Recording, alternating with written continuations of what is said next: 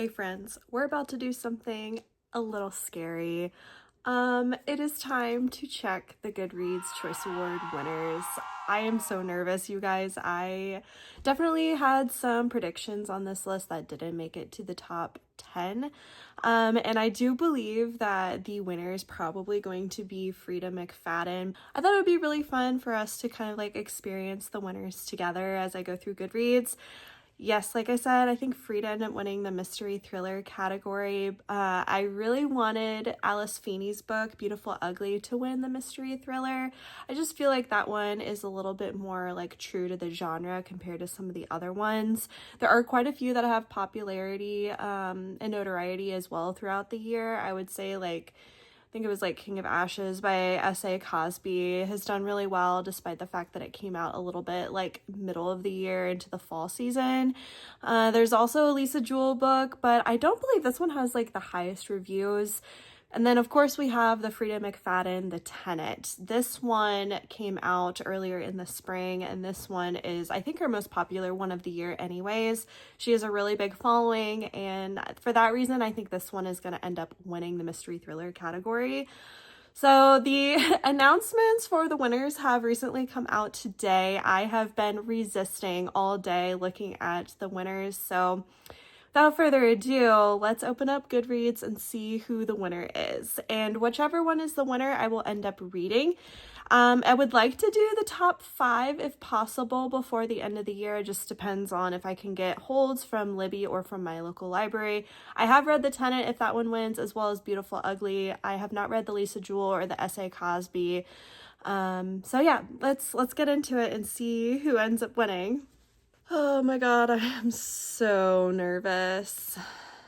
The thing is, though, like with Frida, you gotta respect her. The girl writes like 3 or 4 books a year. The hustle is definitely there for Frida, but it's just the fact that her writing, I just typically don't love her books. I'm usually one way or the other. Like, they're good, but they're not like my favorites.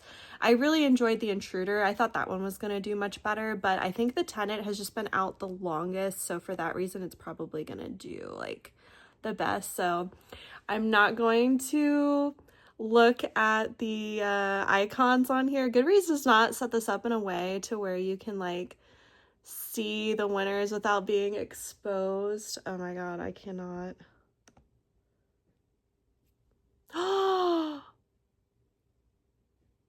Holly Jackson won. I did not see that coming. What?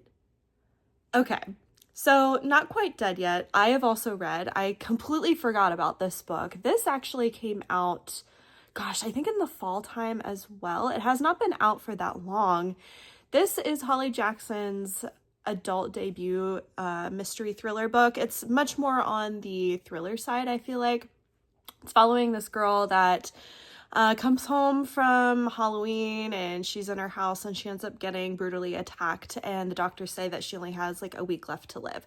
So the whole book is just following her kind of piecing together the clues of like who attacked her and trying to like solve her own murder essentially.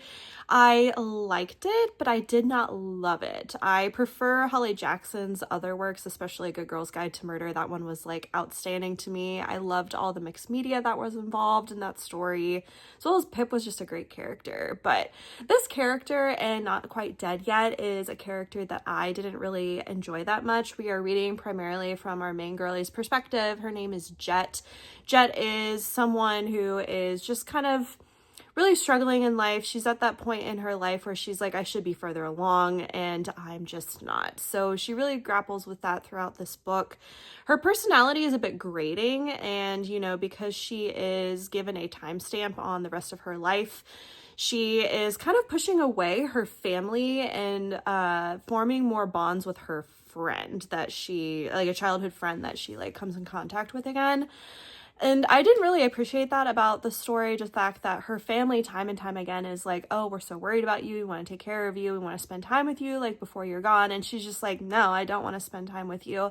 I found that to be like, I don't know, just off-putting with her personality. There's a lot a lot of cursing in this book. And I believe that when Holly Jackson wrote this book, she wanted to write an adult thriller, mystery thriller, because she wanted to have the main character curse quite a bit. That is another thing that I don't appreciate my mystery thrillers. I want to be captured by the plot. I want to understand like the suspense and the drama.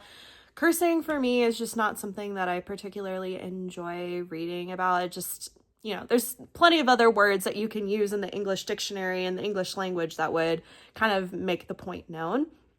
That is astounding to me that Holly Jackson won. I don't think she's won a previous category before, or previous year in the GoodReads nominations. It's typically like a Frida book. I know Alice Feeney's been nominated. I know Lisa Jewell's been nominated. And so, yeah, sometimes like Gillian McAllister is also nominated. She did make it to the top 20 this year with her latest release, but that one didn't make it into the top 10. Interesting. Okay, so like which ones also? The Frida book is number 2. Okay, so the Frida book is only behind by like 7,000 votes, which is like not that many considering the amount of popularity that The Tenant has. Like, to be off by around 7,000 is like not that much. And then from there we have the Richard Osman book, which is number 3, that came in at around like 66,000 votes. And then we have the Alice Feeney. Okay, so the Alice Feeney made it into the top 4. Wow. How did the other ones do? So there were a few others on here that I just like did not predict because they're like a continuation in a mystery thriller series, you would say. And I have not read any of the previous ones. Like the Dan Brown books, he has a new release this year and that made it into the top 10. I have not read that series at all. If you recommend it, just let me know. The King of Ashes by S.A. Cosby made it to the top 10 as well, and the Vera Wong Guide to Snooping on a Dead Man. I've heard good things about this one. I have not read the Vera Wong's story before. I think there's a few others like in that series again. The Perfect Divorce is Geneva Rose's second book in the Perfect Marriage series. This one I also didn't read. I do not typically like Geneva Rose. I've read like 2 others by her, one of which I really liked, but I was also like pretty early on into my reading career and reading experiences. And I think that just the newness of a mystery thriller to me like made that rating higher than what I probably would rate it today. I think that one was the one where this woman goes to like a cabin or something for like a weekend trip. I cannot remember the title of the book. Maybe I'll put it up here. But she had another one that I read that was like about like the sibling relationships and how one of their siblings was like end up missing or end up being killed or something. I can't even remember the plot. I did not like it. So Genevieve Rose, that doesn't surprise me. It is the second book in a series. It probably would not get as many votes as some of these standalones. The Lisa Jewell also making it into the top 10, as well as We Are All Guilty Here by Karen Slaughter. I've heard great things about We Are All Guilty Here. I've never read a Karen Slaughter book. How would you guys describe her writing? Do you think that she would be an author that a lot of mystery thriller girlies would enjoy? Like, drop a comment, let me know. I would be curious to see what you guys think about Karen Slaughter and if this is an author that you would recommend. She has quite a few books in her backlog too, so I feel like if you enjoy her writing, there's like plenty of other books that you can pick up that would like be of interest. The Crash by Frida also made it to the top 10. This one I feel like is not as like famous or as popular as her other one, The Tenant, this year, and The Intruder. This one is a little bit of a more on the thriller side. It's about this woman that's like in a car crash or something. I have no desire to read this book, so I will not be reading it. The Missing Half by Ashley Flowers. Yep, that makes sense. She kind of runs out past the top 10 a little bit. She is a podcast, and because of that, I think she gets a lot of votes just due to her name and the fact that she delves into like the true crime kind of sphere. So I think that's probably why it did so well. And then the others are, Forget Me Not by Stacey Willingham. Stacey Willingham typically gets a nomination thrown in there for the top 20, if not the top 10. I did not like this one this year. I've read it and I did not enjoy it. I will say Heartwood, just to like, discuss one more book before we move on to some of the other categories. Heartwood by Amity Grace really surprised me. If you love audiobooks, I would highly recommend picking up Heartwood. This is following a woman that goes missing while hiking on the Appalachian Trail, and it follows multiple different perspectives, primarily of the woman that went missing. We're kind of getting her story told through journals and letters to her mother, and then there's a detective that's like put on the scene of the crime and trying to like find this missing woman, and the detective, we get her perspective as well, which is really fun. So there's kind of a bit of a like true crime or like true reality kind of like experience thrown into this book. It reminded me a lot of God of the Woods, so it's much more in the literary fiction sphere as opposed to like a mystery thriller. So if you want something a little bit more of a slow burn with like poetic writing, something a little bit more unique, Heartwood would be a great book to pick up. And then again, I listened to the audiobook and I absolutely loved the narration. It was amazing. So yeah, I would say Heartwood out of all of these, I would definitely recommend. Same with Famous Last Words. I know I was going to say like that would be the last one we'll talk about, but I also really love Famous Last Words. This book is outstanding. I am surprised that it did not move further along into this like GoodReads like top choice list. Famous Last Words is following this wife. She gets a call from the police and there's a hostage situation that her husband is involved in, and she's like, oh my gosh, is my husband okay? And they're like, well, your husband is the one that is keeping everybody hostage. And then we kind of like move into like a second half of the book, which is much more emotional, explores all of these different connections between this husband and wife. It is absolutely amazing. I was like crying at the end of this book. It's really unique because the first half reads more of like a mystery, and then the second half I would say reads like a drama. So it's like a mystery drama, which is very different. I really enjoyed it. I gave it 4.5 stars. So that's another one I also listened to, and I would say the audiobook experience was fantastic. So then we will move on to some of these other categories now that we've kind of like harped through the mystery thriller category. And again, I am just like so tickled that Not Quite Dead Yet has won. Like the fact that Frida didn't win this year is like a huge plus for the mystery thriller category readers. I was not anticipating that to be the case at all. I mean, I was thinking it could be anyone else but Holly Jackson, just because I know a lot of people liked her book, but they weren't like obsessed with it. So, okay, let's kind of move on to some of these other categories. I don't read a whole lot of other genres besides maybe I've read some of the romantasy and romance. Some of the romances this year I was not impressed with, so I probably won't be reading too many of those, but I'll just go through the full list. So we'll go to fiction and see kind of like what the results are for here. Okay, My Friends won the fiction, and that is no surprise to me. My Friends is actually a book that my book club is going to be reading for, I think, November or January. My Friends, Fredrik Backman is just like fantastic. He is a Swedish author and all of his books get translated. He typically does more of like literary fiction style of writing. Never read anything by him, so I'm really interested to see what I will think about My Friends. The second runner-up was Wild Dark Shore. Holy crap, there was a 50,000 vote difference between first and second. That is insane to me. That's actually quite a bit. Wild Dark Shore, I actually just finished recently within like the last week or so, and I really liked it. I thought it was a really unique story. Definitely go check it out if you're into like more literary fiction. It does have like a bit of a mystery element to it, which is probably why I liked it. I like mystery thrillers. I think I gave it 4 stars. I really, really liked it. Let's go to historical fiction. Oh, Miss Taylor Jenkins Reid. She was the winner. I have an unpopular opinion about Atmosphere. Atmosphere, to me, was a book that I could not connect with. I did not like the characters at all. I felt that they were very two-dimensional and dry.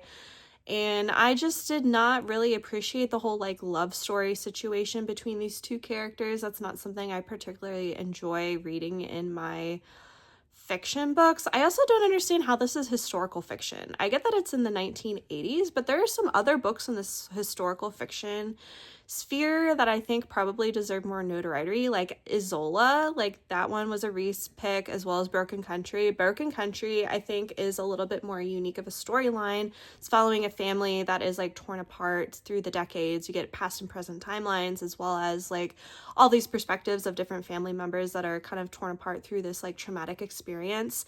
It's a very unique story. It's a very like sob fest kind of a book, and I just did not get that from Atmosphere. That is so interesting. I would definitely say that Atmosphere probably, to me, in my opinion, falls more into a general fiction category as opposed to historical fiction, but that's just me. All right, let's go to romance. I'm guessing, yeah, Emily Henry, typical.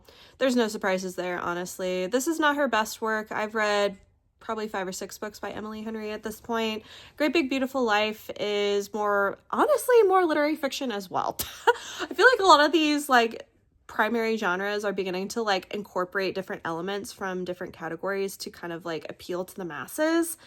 And I definitely got the sense of that in Great Big Beautiful Life by Emily Henry. This book is following this couple that are tasked with writing this memoir for a very famous lady that is like kind of shielded from the limelight. And to this day, she lives a very secluded life. So this girl and then this rival writer have to like write her biography, and it's kind of their love story, but you also get a little bit of background into this very wealthy, famous woman and like the lifestyle that she lived in the 1950s, 1960s. So I don't know. It was cute. I liked it, but it wasn't my favorite of Emily Henry's by far. It's just kind of more of like a, how do I want to say, like in general, like romance. I can see how it'd be popular with like most people, but for me, I did not like it that much. I think I gave it 3 stars.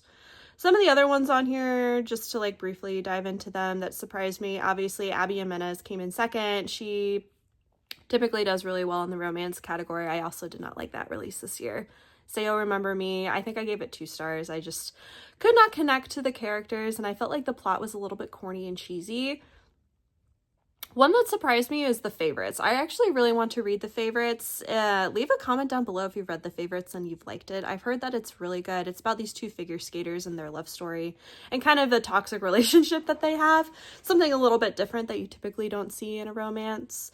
Some of these others are just kind of like meh, like The Gingerbread Bakery, yeah, like Lori Gilmore, that one typically pops up. Her books are very like popcorn romances. I thought the Sarah Adams book would have done better, especially because it came out in January, but that one didn't even make it into the top 10. So I don't know. I will continue that series though. I really like Sarah Adams' writing. She's a little bit more on the clean side for romance, so that's something that I typically like to read about. Okay, let's go to Romantasy and see. Onyx Storm, no surprises there, followed up by Alchemized, and there's like over 100. So funny, you guys, like there's over 100,000 like vote difference between the two. Obviously, like Onyx Storm won. I like Shield of Sparrows. I'm trying to see which one I voted for, if it made it in here. I voted for Direbound. I really like Direbound, but that one was indie published and it's being picked up for traditional publishing, so I could see how that one may not have done as well this year just because it's not as well. It's not well known as Onyx Storm, let's be real. Okay, let's look at fantasy. Just moving along really quickly. Bury Our Bones by E.V.E. Schwab. I honestly had no idea what was going to win for this category. Probably Brandon Sanderson. He had a really good chance, but it looked like he came in third. And then second was Catabasis by R.F. Kuang. R.F. Kuang typically does really well. And then The Strength of the Few. That was the one that surprised me a little bit to see on this list, but I think it came out just in time to make it to the GoodReads Choice Award. I think it was like published on the last day that they could be nominated. I still really want to read this book, so I am curious to see what I think about it. I absolutely love The Will of the Many, the first book in the series, and I gave it 5 stars. Okay, let's look at debut and see what is in there. Alchemized, one debut. Yep. No, I feel like any of these like romantasy books have like a cult like following, honestly. Like if you're gonna put Onyx Storm or Alchemized or any of those in here, then they're probably gonna do really well. Okay, let's look at audiobook and wrap this up. Audiobook is Onyx Storm. Yep. Followed by Atmosphere. So there we have it. Those are kind of the overall like general winners and nominees. I am so excited that Holly Jackson won. That is really surprising to me, honestly. And if you guys have read any of these books that have made the award winners from GoodReads Choice Awards, let me know. Let me know what you think about them, which ones would be worth reading. And thank you guys so much for watching today's video, and I'll see you in the next one. Bye!